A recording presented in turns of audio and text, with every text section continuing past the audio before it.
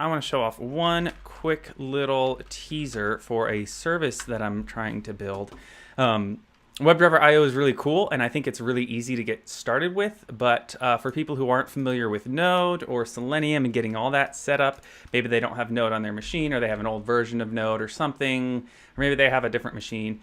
This is a little website that I'm building out that is going to be kind of a test page. If you ever used a service like JSBin or CodePen, it allows you to run code inside a browser. Well, this is kind of the same thing with WebdriverIO. So here's the demo script that they have on the WebdriverIO homepage. And here's the URL that you put in here. This will actually feed into a WebdriverIO configuration file, and it will start and run a test all by itself. When you click Run Test, it says Test Started.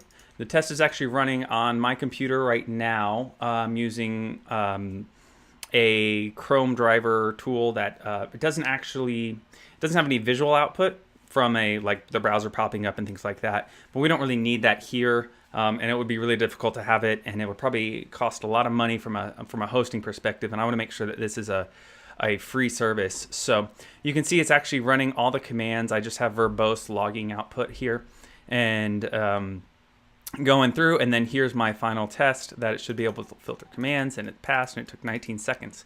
So you could go in here and change this to be instead of 2 or 1, you do 2, and then you expect doc to equal something else, and then you run it again, and it would work. So right now I've got this proof of concept working. I just need to transfer it from my local computer to an actual server, which is a little bit more work than I'm used to because I'm integrating it with Docker and a whole bunch of other stuff, and it's just causing a lot of confusion on my end. So I got to figure that out.